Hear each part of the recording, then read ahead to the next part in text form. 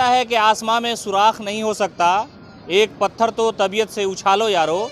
जिस कवि ने ये दो लाइनें कही हैं उससे बहुत से लोग सबक लेकर के हिंदुस्तान के उस कोने से सफ़र की शुरुआत करते हैं जहां शायद टेक्नोलॉजी के इस दौर में मुमकिन नहीं है। नमस्कार, मैं हूं सीमाब, आप न्यूज़ फॉर नेशन देख रहे हैं। हमारे साथ एक ऐसे शख्स खड़े हैं जिन्होंने कई राज्यों में न तो हवाई जहाज़ का सहारा लिया, न ट्रेन का सहारा लिया और न किसी दूसरी टेक्नोलॉजी का सहारा लिया, बल्कि साइकिल की सवारी की और साइकिल से कई राज्य घूमते हुए इन्होंने अपने सफ़रनामे का आगाज़ किया और ये इस वक्त बिहार पहुँचे हैं और इनका नाम है धीरज। इन्होंने इसकी शुरुआत की है धीरज का सफ़रनामा और धीरज के साथ आप इस कहानी को सुनेंगे कि धीरज ने ये क्यों किया और साइकिल से चलने का क्यों फ़ैसला लिया। धीरज जी, न्यूज़ फॉर नेशन में स्वागत है। ये कहाँ से आइडिया आया आपका? ये आइडिया कहाँ से आया? बहुत बहुत धन्यवाद आपका। ये आइडिया आप देख रहे हैं कि एक लंबे समय से अभी किसान आंदोलन चल रहा था, तो मैं भी एक लंबे समय से स्टूडेंट रहा हूं और जो भी समाज में कुछ भी अगर गलत होता है तो उसको लेकर काफ़ी मैं सोचता हूं, समझता हूं। तो एक लंबे समय से आंदोलन चल रहा था, 1 साल से, तो मुझे लगा कि इस सवाल पे मुझे भी इसको सपोर्ट करना चाहिए। तो फिर लगा कि मतलब सपोर्ट तो हर लोग कर रहे हैं, आंदोलन कर रहे हैं, लेकिन मेरा क्या तरीका होगा। तो फिर मैंने सोचा कि मैं एक रिसर्च स्कॉलर हूँ, मैंने BA में पटना यूनिवर्सिटी से ही किया है और MPhil दिल्ली से किया है। तो लगा कि मैं साइकिल यात्रा शुरू करता हूँ, इससे 2 चीज़ होगा।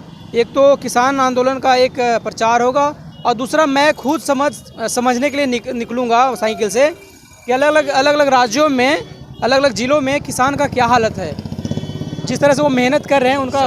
सबसे पहली बात तो मैं आपका पूरा नाम जानना चाहूँगा, किस ज़िला से आप संबंधित हैं और शैक्षणिक योग्यता क्या है आपकी? जी, मेरा नाम धीरज कुमार है और मेरा घर नौगढ़ है, ज़िला जहानाबाद, बिहार से रहने वाला हूँ।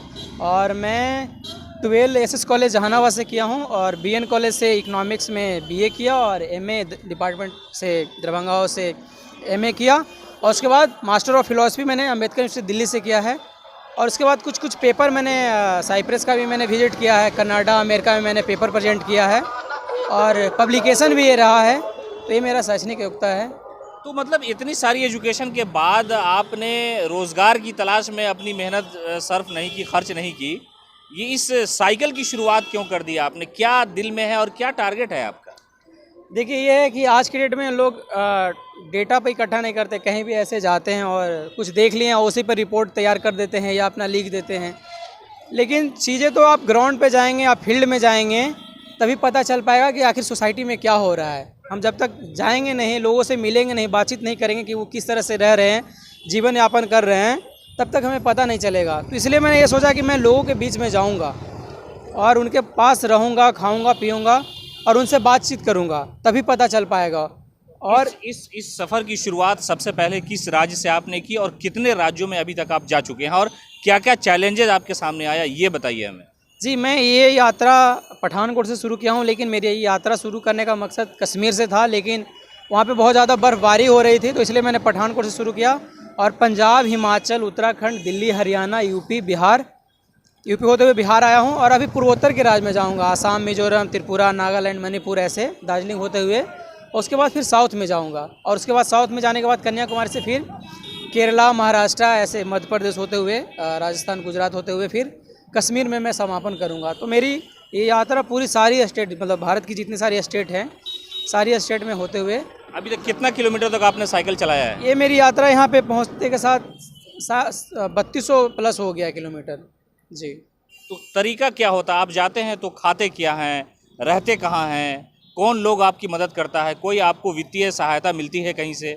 जी, देखिए, ये यात्रा में ये था कि मतलब मैं थोड़ा सा डर लगा था स्टार्टिंग में कि मैं कैसे करूँ, कहीं से उस तरह से सपोर्ट नहीं है, लेकिन लगा कि नहीं, किसान आंदोलन हो रहा है, हम उसके सवाल पे लड़ रहे हैं, लोगों के सवाल पे मतलब जागरूक कर रहे हैं लोगों को, तो वो मुझे खाना खिलाएंगे। फिर मैंने कई सारे दोस्तों के से भी एक्सपीरियंस शेयर किया, तो मैं निकला और रास्ते में फिर बहुत सारे लोग मिले कि हम आपको सपोर्ट करना चाहते हैं, लेकिन उसके बदले में आपका मेरा लोगो लगाना पड़ेगा, चाहे झंडा लगाना पड़ेगा। लेकिन मैंने उसको इनकार कर दिया, क्योंकि वो बिल्कुल अच्छा नहीं लगेगा। अगर जब ये होगा कि हमारे पास पैसे जब आ जाएंगे तो फिर मैं होटल में ठहरने लगूंगा, अच्छे से खाने लगूंगा, तो मैं लोगों से कनेक्ट नहीं कर पाऊंगा। तो इसलिए मैंने सोचा कि मतलब उनको इनकार कर दिया और ये कि मैं लोगों के बीच में जाऊँगा, उनसे बातचीत करूँगा, उनसे खाना मांगूंगा और उनके रहने के लिए मांगूंगा, घर मांगूंगा, तो वो मुझे देंगे। और ऐसा हो रहा है, कहीं कुछ जगह दिक्कत भी होती है, लेकिन फाइनली कुछ ना कुछ होते हुए मतलब मिल जाता है। और रास्ते में बहुत सारे ऐसे लोग मिलते हैं जो फाइनेंशियली पैसे देते हैं, फिर होटल में भी खाना खिला देते हैं। तो इस तरह से चल रहा है और काफ़ी मतलब कई जगह डर भी लगता है, बट अब उस तरह से डर नहीं लगता है, क्योंकि मतलब मैंने देख लिया है कि मतलब किस तरह से मतलब लोगों से बातचीत करना चाहिए। ये डेवलपमेंट मतलब मुझसे मतलब ये एक्सपीरियंस रास्ते में ही मिला। नहीं 3200-3300 किलोमीटर का सफ़र आपने तय किया है, इस बीच में कहीं कोई ऐसी घटना हुई कि आपको डर लगा कि शायद अब साइकिल बंद कर देनी चाहिए? देखिए, डिमोटिवेशन कई जगह ऐसा हुआ है, मतलब कई जगह बहुत ज़्यादा लोग मिलते हैं तो प्रोत्साहित करते हैं कि नहीं बहुत अच्छा काम कर रहे हैं, वो पैसे देते हैं और बोलते हैं कि आगे किसी प्रकार का भी दिक्कत होगा, रहने का, खाने का या किसी तरह का, आप मुझे फ़ोन करें। तो मुझे अच्छा लगता है और मैं आगे बढ़ता हूँ। लेकिन कई जगह कुछ लोग ऐसे भी हैं जो मतलब डिमोटिवेट करते हैं कि आप कुछ काम नहीं है तो इसलिए निकल गए, लेकिन वो समझ नहीं पाते हैं कि मतलब मैं किस पर्पज़ से निकला हूँ। मैं लोगों के बारे में जानने के लिए निकला हूँ, लेकिन उनको लगता है कि मैं मतलब कुछ मतलब कर नहीं पाऊँगा, इसलिए मैं साइकिल यात्रा शुरू किया हूँ। तो थोड़ा डिमोटिवेशन होता है और कई बार पॉकेट खाली हो जाता है, तो फिर लगता है कि मतलब और कई जगह ये होता है कि रहने का नहीं मिलता है। और यूपी में आप मेरा एक इटावा के पास मेरा मोबाइल छिना गया था, मतलब बाइक आप ये आपके साथ ये घटना घटी कि आपका हाँ, मोबाइल बिल्कुल। चोर ने किसने छीन लिया? तो मैं साइकिल चला के जा रहा था और एक जगह साइकिल रोक कर और मैं मैप देख रहा था। मैं आगरा से निकला था और देख रहा था कि मैं कहाँ पे मुड़ना चाहिए मुझे। उसी बीच में एक बाइक वाले ने आया और बोला, और भाई क्या है? और उसने हाथ पे ज़ोर से मारा, मेरा फ़ोन नीचे गिर गया और वो फ़ोन उठाया और अगले वाले ने व्यक्ति ने एक्सीलेटर दे के तैयार रखा था और वो उड़ गया। मैं थाने में भी गया, लेकिन एफआईआर तो नहीं हुआ, बस ये रिपोर्ट ले लिए। मैंने लिख कर दिया था कि मेरा फ़ोन छीना गया इस तरीके से, लेकिन वहाँ के जो दरोगा है उसको टाइप करवा के बोल दिए कि यहाँ पे मेरा फ़ोन गिर गया है। तो इस तरह से यूपी में मेरे साथ हुआ है, जो मेरा रियल ये है। लेकिन उन्होंने आश्वासन दिया, मुझे अच्छा लगा। वो जो दरोगा हैं उन्होंने बोला कि आपका फ़ोन मैं 100% ढूंढ के ला कर दूँगा, ये मैं गारंटी देता हूँ, ये मेरी आपसे मतलब ये है, मतलब वादा रहा। कितने राज्य का अभी तक सफ़र हुआ ये बिहार मिला करके? तो ये मेरा 7वां राज्य हो गया। अब 8वें राज्य की तैयारी है। हाँ, आप बिल्कुल। पटना से आप कहाँ निकलेंगे इस वक्त? अभी आज तो नहीं, कल सुबह में निकलूंगा मैं। मुजफ्फरपुर, दरभंगा ऐसे होते हुए दार्जिलिंग होते हुए फिर नॉर्थ ईस्ट में एंट्री करूंगा, आसाम, मिजोरम में, त्रिपुरा। इतने दिनों के सफ़र में कोई बड़े पॉलिटिकल लोग या इस तरह के खास लोगों से मुलाकात हुई है आपकी? बहुत सारे लोग मिले हैं, लेकिन मैं मिलने का कोशिश कम करता हूँ। लेकिन कुछ लोग मिल जाते हैं, जैसे राकेश टिकैत जी हैं, मैं उनसे खैर ऐसे वो बहुत किसान को काफ़ी लीड कर रहे थे। बहुत सारे इसमें है, ऐसा नहीं है कि राकेश टिकैत जी ही हैं, लेकिन उनसे मिला और भी कई सारे नेता से मैं मिला, बातचीत किया। बट था कि मतलब बस मिलना था, कोई मोटिव नहीं था कि मतलब उनसे मतलब कुछ मतलब उनसे कुछ चाहिए मुझे, इसलिए नहीं, बस। किसान आंदोलन के विरोध में कृषि बिल के विरोध में आपने इस साइकिल यात्रा की शुरुआत की। जी जी। आप वो बिल तो वापस हो गया, सरकार ने वापस ले लिया, तो आपका जो लक्ष्य था वो तो अब कंप्लीट हुआ। अब फिर क्यों साइकिल अब चला रहे हैं? अब क्या लक्ष्य है आपका, ये मैं जानने का प्रयास कर रहा हूँ। देखिए, इस तरह के क्वेश्चन बहुत सारे लोगों ने पूछा है और मैं उनको बोलता हूँ कि मैं जो ये साइकिल यात्रा किया था तो किसान आंदोलन का मैं सपोर्ट कर रहा था, मैं आंदोलन नहीं कर रहा था। मैं एज ए रिसर्च स्कॉलर मैं जानने का कोशिश कर रहा था कि किसानों का क्या हाल है, और उसके साथ साथ मैं अपना जो मेरा फील्ड रिलेटेड है, जो मैं जिस पे मैं काम करता हूँ, रिसर्च जो जिस पे मैं करता हूँ, वो भी मैं देखने की कोशिश करता हूँ। तो मैं समझने के लिए निकला हूँ कि आखिर में देश के अलग अलग स्टेट में जो किसानी कर रहे हैं उनका क्या हाल है। तो कई जगह मैं जाकर किसानों से भी मैं बातचीत करता हूँ, मज़दूरों से बातचीत करता हूँ कि आप जो जिस तरह से खेती कर रहे हैं तो मतलब प्रॉफिटेबल है या नहीं, क्यों मतलब आपके बच्चे जो हैं वो किसानी नहीं करना चाहते हैं, कहीं जॉब करना चाहते हैं, या फिर जॉब भी अगर नहीं कर पा रहे हैं तो फिर कोई धंधा करना चाहते मतलब हैं। ये आत्मनिर्भर बनाना, कृषि में आत्मनिर्भर बनाने का प्रयास है। ऐसे लोगों से आप बात करते हैं, मिलते हैं, उनको बताते हैं? बनाना तो मतलब ये तो सरकार की पॉलिसी है, वो चाहेंगे तभी हो पाएगा, अदरवाइज नहीं होगा। लेकिन ये है कि हाँ, मेरा ये है कि उसमें मेरा कंट्रीब्यूशन हो सकता है और रहेगा कि मतलब ये किसानों का दिक्कत है, और इस यात्रा से बहुत सारे लोग और भी मतलब मोटिवेट होंगे और किसानों की तरफ रुख करेंगे और उनका हाल चाल देखने जाएंगे कि क्या है। और इस बैग में क्या है धीरज जी? इस बैग में आपने बड़ा सा बैग है आपके पास, कौन कौन सी चीज़ें आप इसमें रखते हैं कि आपको इमरजेंसी में काम आ जाए?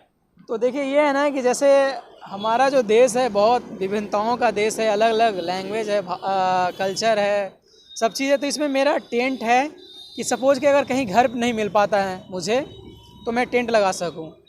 घर नहीं मिल पाता तो उड़ने के अगर दिक्कत होगा तो इसमें मेरा स्लीपिंग बैग है, तो इमरजेंसी के वो तमाम सुविधाएं इसमें है, इस बैग में है, जो मुझे रास्ते में काम आएगा। लेकिन अभी तक मुझे 7 स्टेट में कभी ज़रूरत नहीं पड़ा कि मुझे टेंट लगाना पड़े। नहीं, हमारा देश मेहमान नवाजी के लिए पूरी दुनिया में मशहूर है। तो अब लगता है कि लोग आपको मिलते हैं और खाने और सोने का इंतजाम कर देते हैं, फिर आप अगली सुबह अगले सफ़र पे निकल जाते हैं। बिल्कुल, मतलब ऐसा ही हुआ अभी 7 स्टेट में, मतलब ऐसा ही हुआ, टेंट की ज़रूरत नहीं पड़ी।